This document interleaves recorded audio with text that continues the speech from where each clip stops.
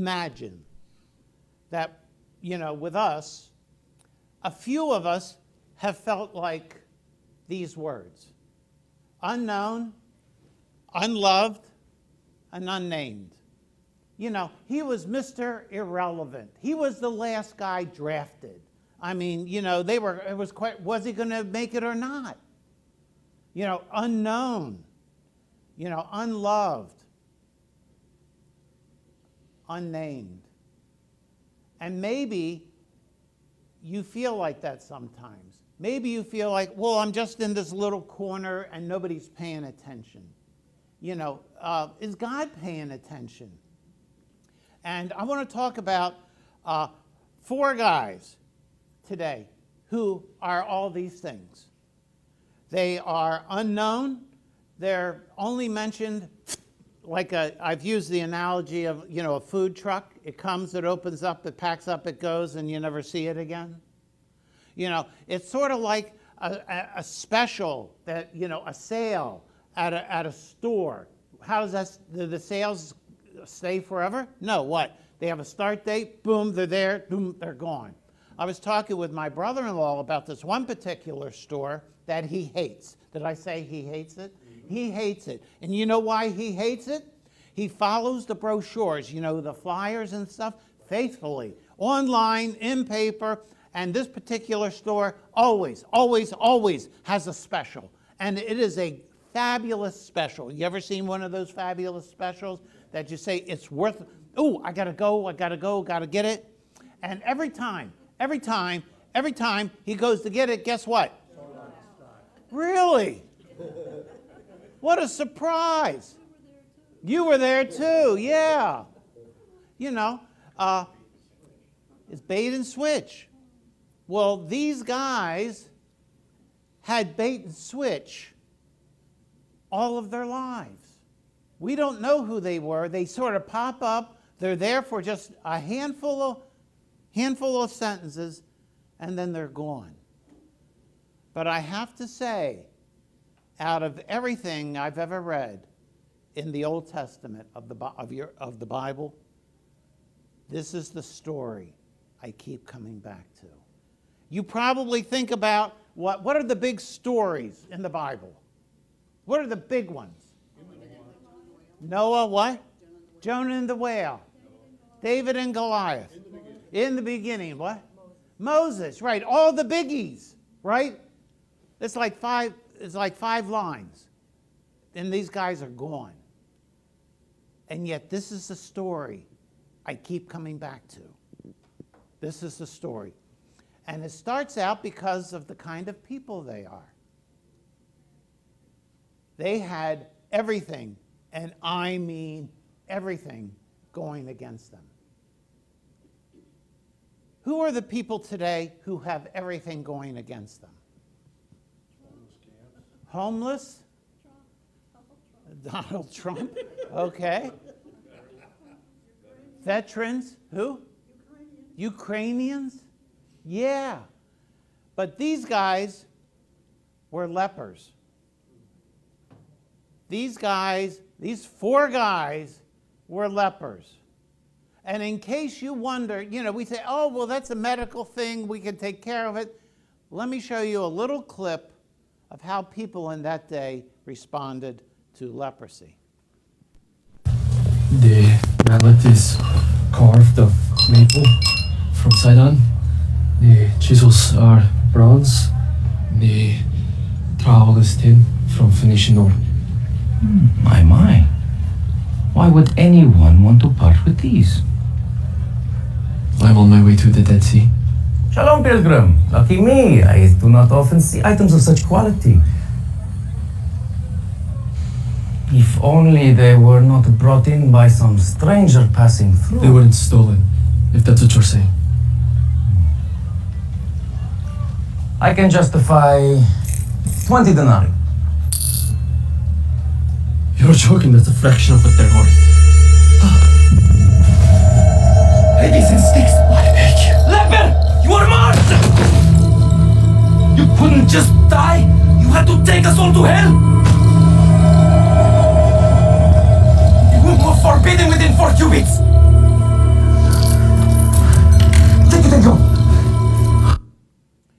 That's exactly how lepers were treated. They were, to say outcast is not a strong enough word. They were hated. Did you hear what the storekeeper said? You're going to take us all to hell. You're going to destroy us. Because they felt that just being in the same room, in the same area. Have you ever been near somebody like that? The COVID? Yeah. I remember a dear friend of ours, now, you know, this has nothing to do with science, okay? This has everything to do with emotion, okay? A dear friend of ours was struggling with cancer. And I went up to her and I hugged her. And when I hugged her, you know, I felt these lumps on her back. Those were tumors that were growing, that had metastasized, you know, had grown and were everywhere. And I pulled back. Now, let me tell you, there's no way that that was going to infect me. But just being there. I have a dear friend, dear friend who recently went to be with the Lord. His life, he made some really bad choices in his life. Okay? And there are some really good reasons why he did those things. It's not an excuse. But he contracted AIDS. And, you know, you meet him and you get to know him, and he's a terrific guy. But then, in a moment of weakness or transparency or just wanting a friend, tells me that, you know, he's got AIDS. You know, it's under control. He's taking all his meds and all this stuff. But just the idea was something I had to work through. In a small way, that's what leprosy was like for these guys. And everybody, not just one part of the society, but everybody hated them. So let's read about my 4 favorite guys. It says, they were lepers. And where were they? They were near a city gate. Okay, so there's a city and it has a gate around it, and they're by the gate. What does that tell you about them? They weren't allowed in. And when you're not allowed in, what does that make you? Outcast. An outcast. Get over there. Toy on you. You're not good enough. You're dirty. And when that happens to you, how does that make you feel? Rejected, alone, and probably not easy to make ends meet on a daily basis, right? Yeah. So, you know, they're living out there, and the leprosy is not something that heals. Leprosy is not something that gets better. Leprosy is something that when you get it, guess which direction it goes? It only gets worse. You only grow. It only gets worse and covers more. You become more leprous, if there's such a thing. And so they're outside the gate. They're unwelcome. They're shut out. And the reason they're up against the wall is at least they can get some protection. You know, you put yourself up against the wall. You can get a little protection from the weather, maybe from robbers. You know, because if you're up against the wall, guess what? Nobody can come from behind, right? So that's where they are. They're sort of stuck there. And look at what, this is a bunch of guys, okay? I love this. This is just a bunch of guys, and they say to each other, why are we sitting here? Waiting to die. That's their job description. That's what's on their future. We're sitting here waiting to die. You ever been with somebody like that? Really? Yeah, in the hospital maybe? Hospice? I'm here waiting to die. That was what my dad kept saying. I just want to die. I'm tired. He was 101. He was waiting to die. And these guys they're sitting there waiting to die. And they got no food. Okay, and it says we're going to die. if we stay here and submit, if we just do nothing, what's going to happen? We're going to die. So why don't we do something new? If we stay here, we're going to die. So let's go to the Armenian camp, and they will let us live. And if they let us live, we'll live. If they kill us, guess what? We're dead anyway. You see, this is something I forgot to mention. This is a city that is surrounded by an enemy. I mean, surrounded means all 360 degrees. Totally surrounded. And they're in the middle. And all they got is the enemy. And the enemy hasn't let anything come in and out of the city. So their food is going down. You know, they don't have any resources coming in and out. No trucks rolling down State Route 60 or 27 to bring stuff. You know, they're alone, and we're going to die. We're going to die, one way or the other. If we stay here and do nothing, guess what? We're going to die. If we go out there to the enemy, guess what? There's a really good shot we're going to die. So why not go? So they have, what do they have to look forward to? Not much. They got death, right? Death is staring them in the face, and it doesn't matter which way they turn. You know, they have nothing to look forward to. You know, Alicia Adamczyk said, but what is life without something to look forward to? Something to strive for, something new to learn. They had none of this. You know, to get a crumb, that was an exciting thing, something to eat. You know, we don't think about it. We pull into Wendy's and go up to the kiosk or whatever, or, you know, we just roll into a grocery store. They couldn't do any of that. They couldn't do it. They had nothing new coming towards them. And so that evening, the 4 lepers decided, staying here nothing's going to happen. So what do we got to lose? So they went to the Armenian camp, and when they got to the edge, what do you think they were expecting? People, guards, right? People with swords and spears, and they were scared, right? Because they could have just said, lepers, you know, kill them right there. But there was no one there. Not just a few people, everybody. It's gone. It's abandoned. And why did that happen? Well, the Lord had caused the army to hear sounds of chariots. Now, there were no chariots. There were no invading armies, just the sound. And what did they do? They ran. And they didn't just run. You know, they didn't just say, ooh, you know, a hurricane's coming. What do you do when a hurricane's coming? Run. Well, you run, but before you run, you pack up.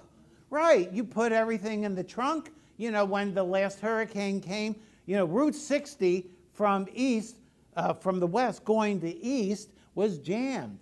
And guess what? All the backs of the cars were filled. You know, not these guys. They were like, we're out of here, drop everything, and we're gone. You know, they left everything behind. Have you ever done that? Have you ever gone somewhere where you just had to drop everything and go? Probably not. Probably not.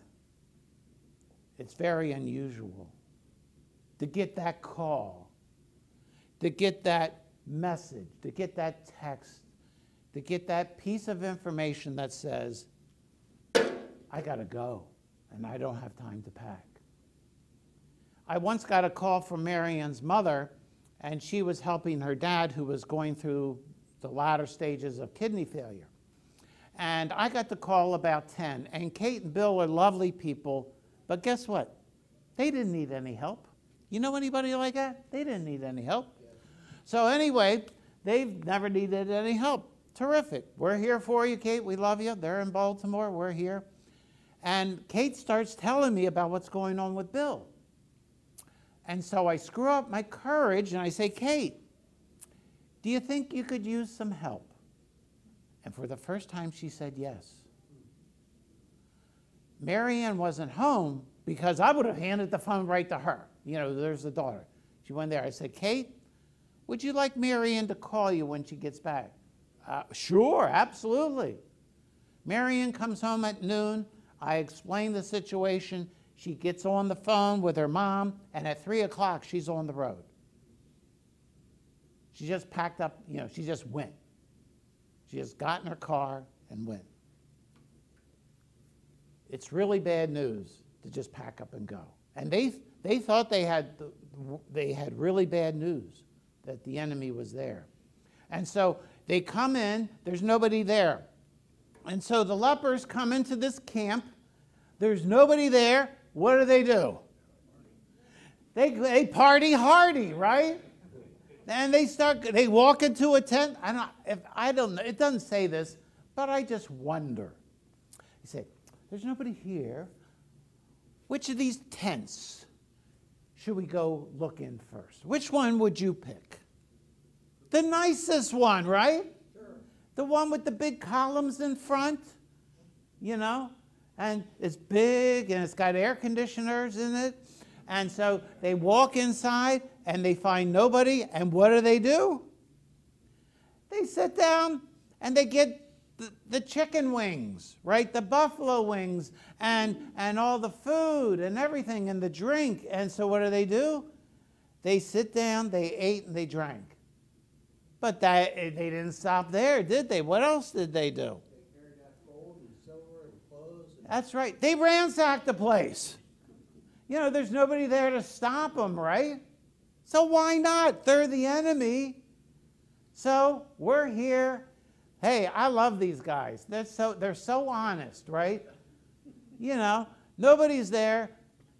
Have you ever walked into somebody's house when they weren't looking and pulled open a drawer? Or gone to the cabinet in the bathroom and opened it up to see what was in it? Oh, I do it all the time. So when you invite me over your house, don't leave me alone. No, I'm joking about that mostly. So, you know, they grab this stuff, and what do? They hide it. I love this. It's just like a bunch of guys, right? They go to camp, and they grab it. They eat, they drink. They haven't had a good meal in I don't know how long. They take it, and they hide it. What's the first thing that's mentioned? It's silver, gold, because that's easily sold. But it also takes clothes. I wonder, when was the last time they had a new change of clothes? Yeah. So they went out and they hid it. And if the story ended there, you'd say, well, they deserve a break, right? Isn't that what McDonald's says? You deserve a break? But something happens. They say to one another, what we are doing is okay. What we are doing is acceptable. No, what does it say? What we are doing is what? Wrong. What did George talk about this morning? Sin, admitting that we do wrong. I'm there. They were there. What we're doing is wrong. Why is it wrong? Because today, what have they received? Good news. They've got good news. And they got more than good news. They got good food, right? They got it all. But we are silent. They received all this good stuff, and what did they do? Shh, shh, shh, don't tell anybody. It's just us four, right? We can go through from tent to tent to tent, and we'll go out and we'll live like kings the rest of our lives. No. What we are doing is wrong. But if we are silent, we're wrong. But if we wait until the sun comes up, we will be punished. They understand that God says there's something right and wrong. And to do right is we We do right because of who he is and what he has done. They've now received this blessing, right? What's their response going to be? To jam it in their pockets? To line their pockets? To fill up their checking accounts? If they don't, we'll be punished. So, now, let's go and tell the people. They've received what? Good news. What are they going to do? They're going to share it. Isn't that what you do with good news? Yes. You want to share good news. You find something out. You want to help people. You know, somebody came up to me and says, you know, my wife has breast cancer. We've gone through that. So I can give them some encouragement. I'd say, you know, if you're looking for a doctor or a place, I know these people, they're good. You want to share that. God has given you something good, you want to share it. Because to hide it, to just keep it to yourself is what? Selfish. It's wrong. Let me ask you a question. Has God been good? Don't answer it out loud. Has God been good to you? Has God given you good things? Has he given you life? Has he provided for you? I'd suggest the answer is more than likely yes. The question is, what am I going to do with that? Am I going to hoard it or am I going to share it? He's been good to me. I need to be good to other people. That's the motivation. It isn't like I'm going to win so many brownie points with God. No. They said what we're doing is incorrect. It's wrong. God's been good to us. It doesn't matter. Listen, this is the part that just gets me. Who are they going to be good to? The people who had wronged them. Right? Why weren't they in the city? Because they were kicked out, right? Yeah. Why were they in such dire straits and having so much trouble? Because nobody was helping them. They were all alone. And now who are they going to go tell? They're going to tell the king, the guy in charge of all this mess. This is what God says is the way he is. It's great. He calls it grace. Giving us what we deserve? No. What we don't deserve. That's the goodness of God. He gives us what we don't deserve. Let me tell you, I grew up thinking my job is to impress God. That's my job. My job is to impress God. With prayers and doing things and maybe not cursing so much, you know, I'm going to get God's attention. And then he'll say, oh, Chet, he's so nice. He's a nice boy. We're going to just throw all these blessings on him because he deserves it. Guess what? No, I didn't. I didn't. And I suspect there are a few of us here who are the same way. We didn't deserve it. So they want to go. So the lepers came and they went back to the city and they called to the gatekeeper right where they were. They were at the gate, right? I wonder if they knew one another. The gatekeeper said, hey, get away from here. You know, they go to the gate and they called to the gatekeepers and they told the gatekeepers what? We went to the camp and we didn't hear anything. There's nobody there. But all the horses and all their technology and everything else is still there. They reported what they saw. They faithfully gave the message of what they experienced. They didn't have to wax eloquent. They didn't have to get on their phones and, you know, ooh, let me text this. You know, let me blast this out to the World Wide Web. Let me post this. Let me take a video of the camp, you know, and post that and share that. No, they didn't ask to be interviewed on, you know, Good Morning America. They just went and told the people who were right in front of them. That's all they did. They went and told what they saw to the people that they knew, which was the gatekeepers. And then guess what? Poof, they're gone. We never hear of them again. They disappear. We never hear of them again.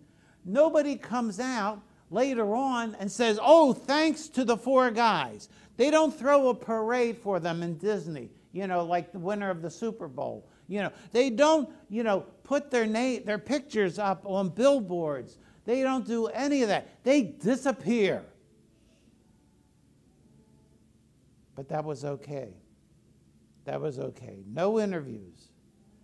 They silently slide off because they had done their job. So they did it. They told the gatekeeper, and then the gatekeeper tells an official. He tells an official. One of the king's officers comes finally and says, the king said, let's not do this. This is too dangerous. He tells the king, and the king is all negative. The guy in charge is all negative. You ever work for somebody like that? The guy in charge is all negative. Well, the king is all negative. He's all making with the negative waves. And so he's says, oh, no, we don't want to do anything. But there's this one guy, one of the king's officials, not a whole bunch of them, just this one guy. He says, hey, kingy, why don't we send somebody out just to check this out? Isn't it worth seeing whether it's real or not? Yeah. And so they took some men with two chariots and the few horses that were left. And they go out, they check it out. They go out, and guess what? They find stuff strewn all along the roads. All this trash. When these people are running, and they're like, what's going to make me run faster? Ooh, drop this gun. What's going to make me run faster? Ooh, drop this backpack. Take off the knives, everything, all this stuff, because they ran. They just got out of town. All along the road, clothes and weapons. And they reported back this great message. And what do the people do? The people in the city hear this message, and what do? They heard that there was toilet paper in Walmart during the COVID, right? And what did people do? They ran and they took it, right? Remember the first time you saw an empty shelf of toilet paper? What was your thinking? What's wrong with these people? Don't they know I have needs? And then you went out and bought some, like I did, and maybe a little more. They went out and they took the valuable things, and that which included all the food. They hadn't had food in a while too. They had no backup system. They had no credit cards. They had no Sam's Clubs. They didn't have an Amazon store, and they weren't Prime members that they could order and get overnight delivery. They took the valuable items. So where do we go from here? What happened? Well, I want to propose an idea that when life happens, life doesn't happen in booms. Life is not this one big boom, but there's a series of boomettes, okay? It's not this one big thing, it's a bunch of little things that make a path, that tell a story. And, think about this story. It's what some people call the waterfall effect. A waterfall just doesn't happen. No, water's got to come from somewhere, right? It's got to meander and then come, and then it falls. What's the waterfall effect? First, it starts with the lepers, right? They find out, they go off and they try. But then they come back and they tell the gatekeepers. And then they tell, the people in the palace, and then they tell the king. And then the king says, oh, no, no, no. But then what happens? One guy, one officer tells one guy, the king. And then what do? They send off some men. And then there are messengers that come back with the message that the story is true. And then you have the people. But you see, all through that, there's this somebody who stands in the gap. There's got to be somebody who says, this is the right way. There's got to be somebody that says, the walls next to us are straight up and down, but there's a way to go forward. The lepers were those guys. The one officer was a guy.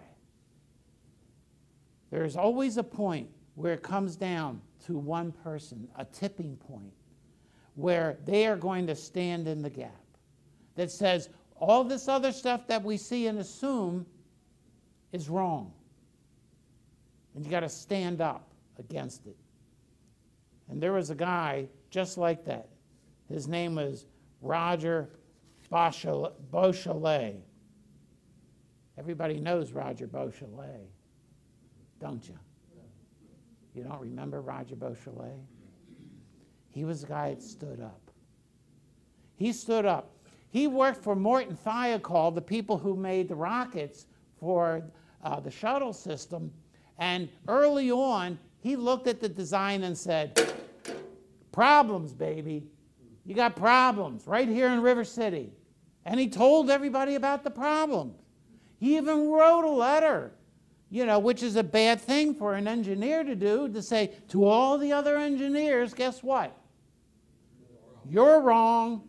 Wrong, wrong, wrong. Na, na, na, boo-boo. How do you think that made him around the coffee? At lunch, do you think they say, oh, Roger, we're wrong. We're so glad you told us. Is that what happened? No. I don't think so. And then that fateful day, which was on a Monday, but the day before was Sunday. They wanted to launch. Sunday was a beautiful day here in Florida. It was a beautiful day. That was the date they wanted to launch. But guess what? Sunday, kids aren't in school. We want kids to see this because remember the school teacher was going up? No. For public relations, we want to move it to Monday. And guess what happened Sunday night? It got freezing cold. There was ice all over the pad. And Roger begged and pleaded with Morton Thiokol and with the managers and with NASA. He pleaded. He said, the data, I've got it's going, there's going to be there's going to be trouble. And guess what they did? They threw him out of the room. They threw him out of the room, and the managers got, well, it's acceptable. That's what they said. It's acceptable. I don't have to say anything else about that day. We all know where we were when that happened, when you saw it. But one guy stood in the gap and pleaded and begged for what was right. His reputation was ruined. Even though he was right, even though it was proved he was right, his reputation was ruined. People at his company still treated him with disdain to the point he had to leave. Albert Einstein once said, try to become not a man of success, but rather become a man of value. A man like Roger Beausoleil. A man who stood up. Like those 4 lepers. They appear and they're gone. The point is, we have a choice of what we're going to do. God has brought us to this place, to this area of the country. It's no mistake you're here. I'm here because of a job offer. Lake Wales, are you out of your mind? The crown jewel of the ridge? What were you smoking? I guess you're not supposed to say that in church. But anyway, God says, you're here for a reason. And I want to do something really just incredible in and through you. Just like the video clip I showed earlier about the leper. God wasn't done with him.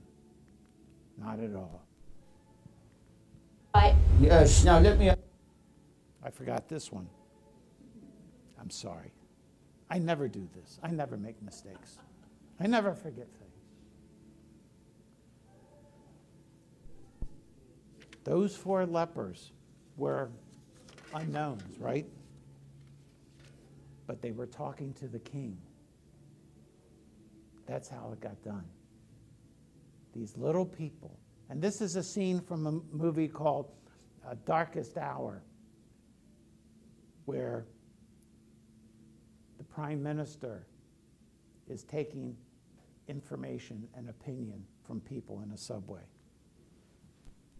Yes, now let me ask you this. If the worst came to pass, and the enemy were to appear on those streets above, what would you do?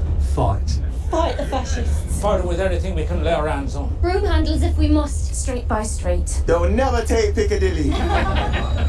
Never take Piccadilly, indeed. And what if I put it to you all that we might, if we ask nicely, get very favourable terms from Mr. Hitler if we enter into a peace deal with him right now? What would you say to that? Never!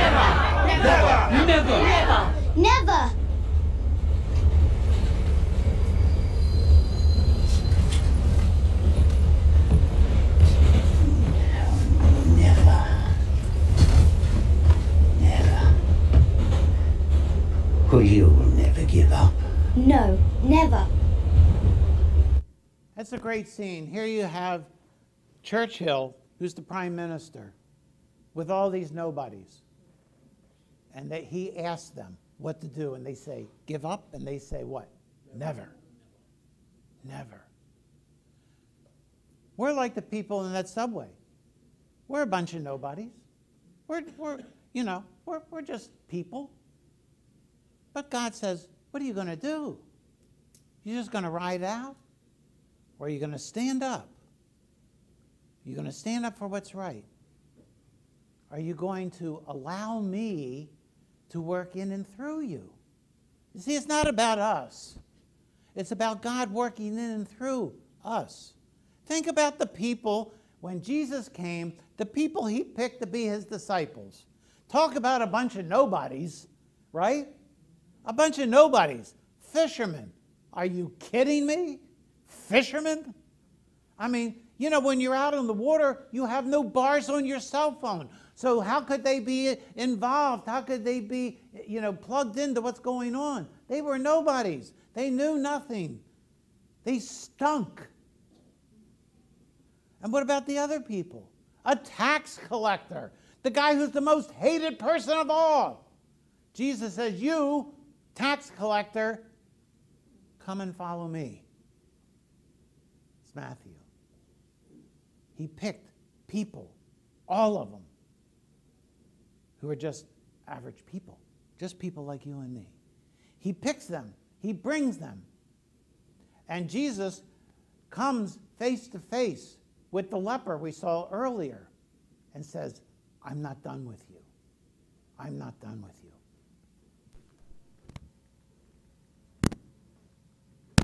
You can do. I know you can heal me if you are willing.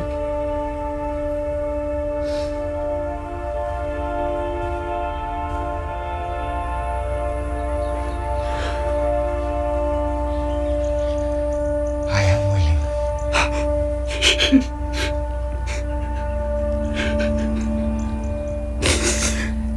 Be cleansed.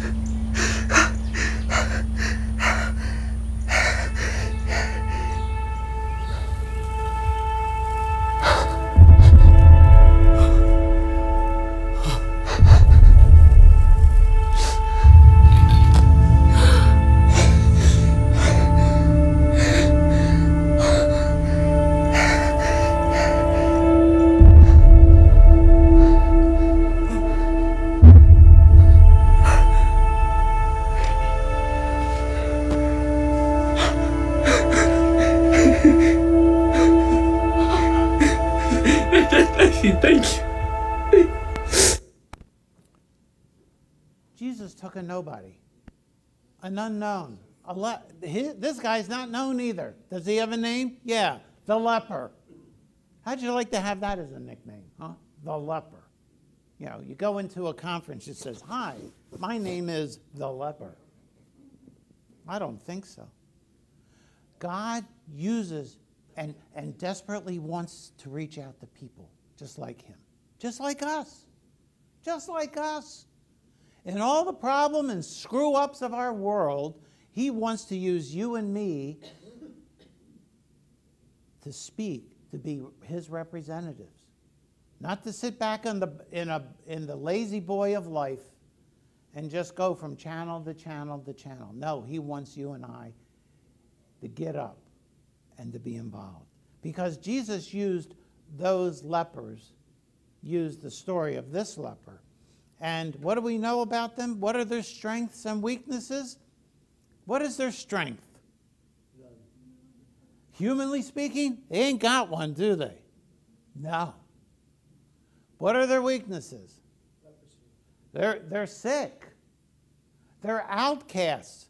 They don't have any money. They probably don't even have a free Gmail account, okay? They got nothing. They got no technology. They got nothing. They don't have any friends, right? They don't have any resources. They don't have anybody they can fall back on.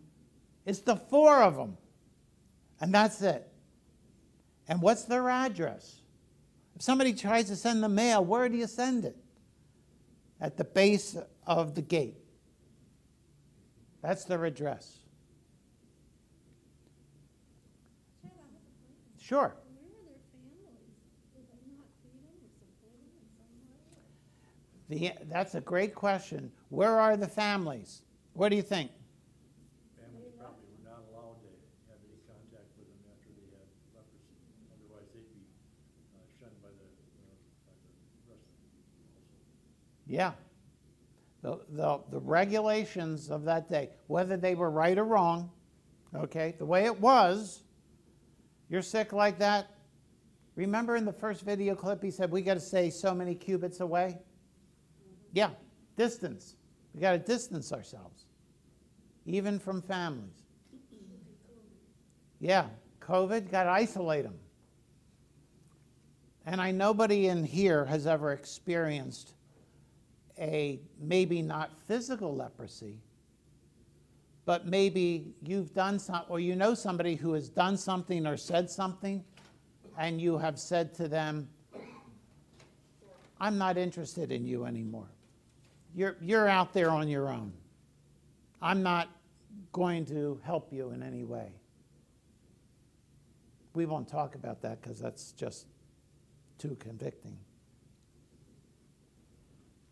They have no strength. All they got is weakness. That's their strength, if you will, is their weakness.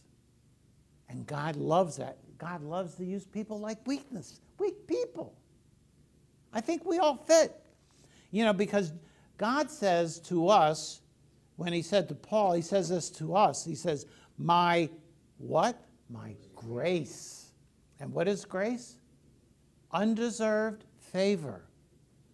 God gives grace not because we've earned it, not because we got born in the right place or to the right kind of family or anything like, or we went to the right school or worked at the right place, or we happened to live in the holy land of Winter Haven. God says, my grace, undeserved, is sufficient for you. My power is made perfect where? In our weakness. Now, if there's ever been an un-American thing written, more un-American than this, I don't know it. Because what do we say? I'm strong, right? And women, you can just sort of tune out right here. But I'm a man. I don't need any help.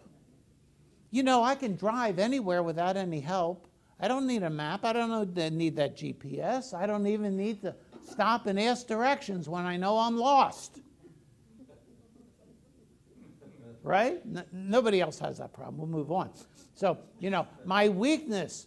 Why? So that Christ's power can rest on me. This is why, look at this. It's like, you really want to read this out loud? It says, God says, I delight in weakness and in hardships and in persecution and insults. Thank you. For when I am weak, Paul says, then I'm strong in Christ. And you say, how can you believe this? How can you even think this? How can you even say it out loud? I'll tell you how I can say it out loud is because when Jesus came to die for our sins, was it because we were so good? No. Was it because we had our stuff all together? No. Right? Is it because there wasn't something in my closet I was hiding from God? No. No. He came when we were still sinners. That's all of us. It says, and it goes beyond that. It says, we were his enemy. Who does that for their enemy? Nobody. Almost. God does. And those 4 lepers did it. Think about that. They were their enemies. They didn't help them. Yes? I have a plaque that belonged to my sister, and when she passed, and it says, give God your weaknesses and he will give you his strength. Mm-hmm. We give him the weakness. We give him the fact that we don't have much money. We give him the fact we don't have much power. We give him the fact we don't have a lot of influence. And watch God work. You see, Christ came and died when we had nothing, when we were giving nothing. We had no value to him, other than we were a big negative. And he came, yet, because that's God's grace. He does it not when we deserve it, but because we don't deserve it. And it's because he did that. And when we receive that grace, and it really gets inside of us, what happens to us? We become gracious. God's been good to me. I want to be good to other people. I want to mirror that. I want to reflect that to other people. And you say, boy, that doesn't make a lot of sense. And God says, you're right. It doesn't. God says, my thoughts are not your thoughts, neither are your ways my ways, declares the Lord. As the heavens are higher than the earth, so are my ways higher than your ways, and my thoughts than your thoughts. God's view of reality is altogether different than ours. You know, we want to say, well, you know what? I gotta work hard, I gotta save up, and I gotta fly right, and I gotta take care of all these things in order to get God to notice me. And God says, I already notice you. I already love you. Won't you just receive it? It's there for the taking. And that is what's called good news. That is good news. These 4 lepers, they're unnamed, they're unknown, unloved, and yet they were faithful to God and responded to his blessing by sharing. And I imagine that some of the people who came out of the city that day, I have no proof of this, so bear with me, were some of the people that turned their backs on them. That they were some of the people, just like that guy in the city, get out of here. I bet there were people in the city who had said to those 4 guys, get out of here. And now they're receiving the blessing because they were faithful. You notice the story ends when they give their message. And I think it's good that it does.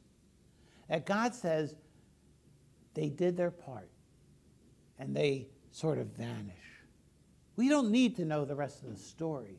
They were faithful.